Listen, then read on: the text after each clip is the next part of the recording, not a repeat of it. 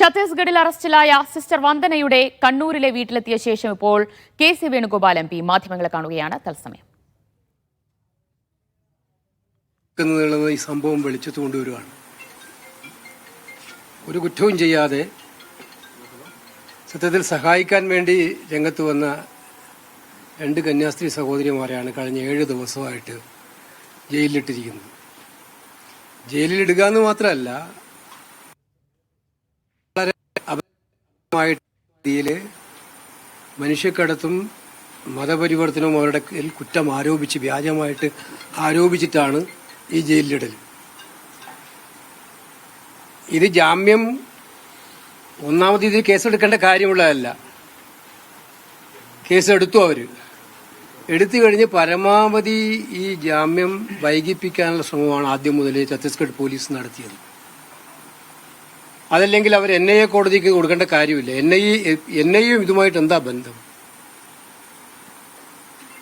സാധാരണഗതിയിൽ വൻപിച്ച തോതിലുള്ള മനുഷ്യക്കടത്തുകളൊക്കെയാണ് അന്വേഷിക്കുന്നതിന് വേണ്ടിയിട്ടാണ് NIA ഏൽപ്പിക്കാറുള്ളത്. അല്ലെങ്കിൽ വൻ രാജ്യത്തിന്റെ തന്നെ അപകടകരമായ അവസ്ഥയിലേക്ക് കൊണ്ടുപോകുന്ന സാഹചര്യം ഉണ്ടാകുമ്പോൾ NIA കേസുകൾ അന്വേഷിക്കുന്നത്. ഈ കേസ് NIA എടുക്കേണ്ട കേസാണോ ഇത്? ഏൽപ്പിക്കാൻ തീരുമാനിച്ചത് തന്നെ ജാമ്യം വൈകിപ്പിക്കാനല്ലേ? എന്തായാലും ഇന്നും നാളെയുമായിട്ട് NIA കോടതി അന്തിമമായി തീരുമാനിക്കുമെന്നാണ് പ്രതീക്ഷിക്കുന്നത്. ഇന്ത്യയിലെ ജനങ്ങളെല്ലാം ഒറ്റക്കെട്ടായിട്ട് പാർലമെന്റിനകത്ത് ഏറ്റവും ശക്തമായിട്ടുള്ള സ്വരമാണ് ഉയർന്നത്. അതുകൊണ്ട് ജാമ്യം കിട്ടും എന്നുള്ളതിന് ഉറച്ച വിശ്വാസമുണ്ട് എനിക്ക്. കാരണം ഇനി അവർക്ക് നീട്ടിക്കൊണ്ടുപോകാൻ പറ്റില്ല. ഉപദ്രവിക്കാവുന്നതിന്റെ പരമാവധി അവർ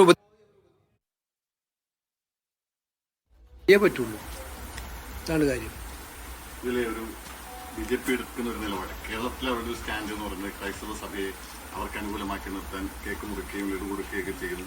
അവിടെ പക്ഷേ നേരെ തിരിച്ച് അല്ല, എങ്ങനെ അങ്ങനത്തെ സ്റ്റാൻഡ് എടുക്കുന്നു എന്ന് പറയുമ്പം അത് വിശ്വസിക്കുന്ന ആരെങ്കിലും ഉണ്ടെങ്കിൽ അവരെ അല്ലേ എന്ന് പറയേണ്ടത് നമ്മൾ. പക്ഷെ ബേസിക്കലായിട്ട് അവരുടെ DNA എന്താണ്? ബേസിക്കലായി സംഘപരിവാറിന്റെയും RSSന്റെയും DNA എന്ന് പറയുന്നത് അത് ന്യൂനപക്ഷങ്ങൾക്കെതിരായിട്ടുള്ളതാണ്, ശക്തമായിട്ടുള്ളതാണ്.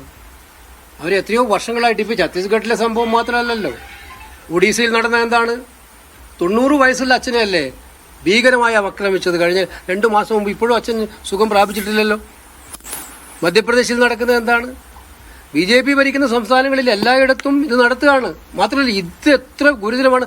കഴിഞ്ഞ ദിവസങ്ങളിലൊക്കെ പാർലമെന്റിൽ ചർച്ചയിൽ നിങ്ങൾ മനസ്സിലാക്കണം, ഛത്തീസ്ഗഡിൽ നിന്നുള്ള MPമാർ, BJP MPമാരുടെ പ്രസംഗം എന്തായിരുന്നു?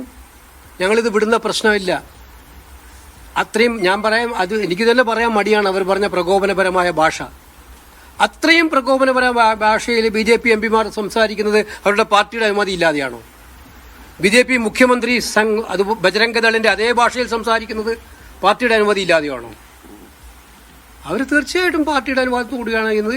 ഇത് കേരളത്തിൽ വന്നത് പറയുന്നത്, കേരളത്തിൽ ഇലക്ഷൻ ഉണ്ടാകുമ്പം കേരളത്തിൽ മൈനോറിറ്റി വോട്ട് വളരെ വ്യാപകമായ വോട്ടാണ്. അതുകൊണ്ട് ഏതെങ്കിലും ഒരു വിഭാഗത്തെ പിടിക്കണം.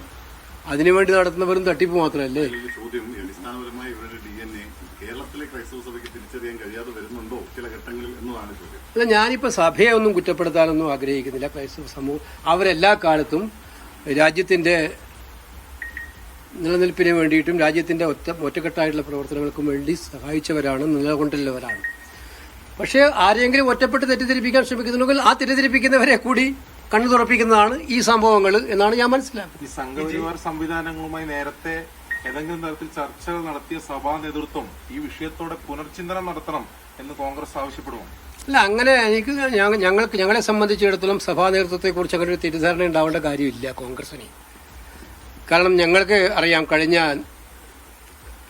സഭയിലെ അംഗങ്ങൾക്കെല്ലാം അവർക്കൊക്കെ അവരുടെ രാഷ്ട്രീയം ഉണ്ടാവും, ഓരോരാൾക്കും രാഷ്ട്രീയം ഉണ്ടാവും.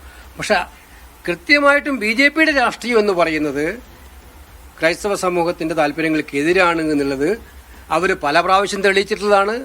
അത് കർണാടകത്തിൽ കൺവെർഷൻ ബില്ല് വന്നപ്പോൾ നമ്മൾ കണ്ടതാണ്, മണിപ്പൂരിൽ നമ്മൾ കണ്ടതാണ്, അപ്പോൾ ഇന്ത്യ രാജ്യത്തിന്റെ പല ഭാഗങ്ങളിലും കണ്ടതാണ്. അത് ഇവിടത്തെ ക്രൈസ്തവ സഹോദരന്മാർക്ക് മനസ്സിലാക്കാതിരിക്കും എനിക്ക് ഉറച്ച വിശ്വാസം. അല്ല,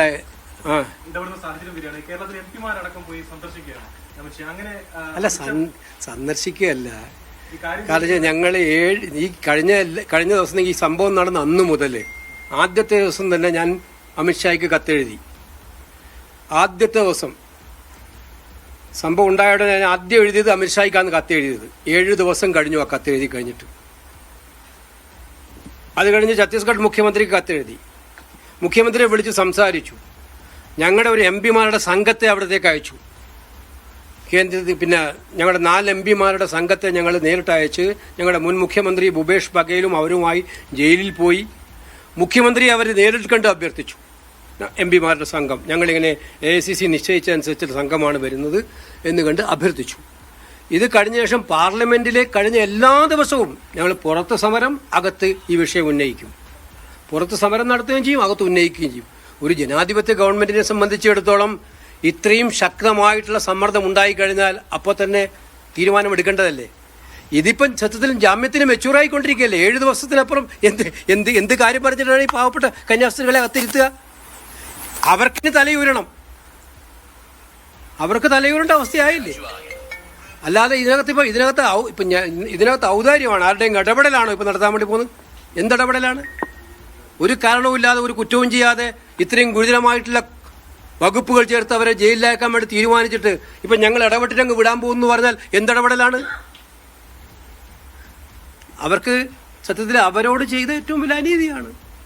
ന്യായമായിട്ടും അവർ സ്വാഭാവികമായിട്ടും ജാമ്യത്തിന് അർഹതയുള്ളവരായിരുന്നു ആദ്യ ദിവസങ്ങളിൽ. ആത്മാർത്ഥതയുമില്ലാത്ത നീക്കങ്ങളാണ് BJP നടത്തുന്നത് എന്നാണ് KC വേണുഗോപാൽ MPയുടെ പ്രതികരണം. അത്ര ഗുരുതരമായ വകുപ്പുകൾ ചുമത്തിയ ശേഷം അവർക്ക് വേണ്ടി ഇടപെടുന്നു എന്ന് പറയുന്ന വാക്കുകൾ വിശ്വസിക്കാൻ കഴിയില്ല. അത് ഒട്ടും ആത്മാർത്ഥതയില്ലാത്തതാണ്. ഇന്ന് തന്നെ 2 കന്യാസ്ത്രീകൾക്കും ജാമ്യം ലഭിക്കുമെന്നാണ് പ്രതീക്ഷയെന്നും KC വേണുഗോപാൽ MP പറഞ്ഞു. അദ്ദേഹം കണ്ണൂരിലെ സിസ്റ്റർ വന്ദനയുടെ വീട്ടിൽ എത്തി സന്ദർശിച്ച ശേഷമാണ് മാധ്യമങ്ങളെ കണ്ട് പ്രതികരിച്ചിരിക്കുന്നത്. എന്തായാലും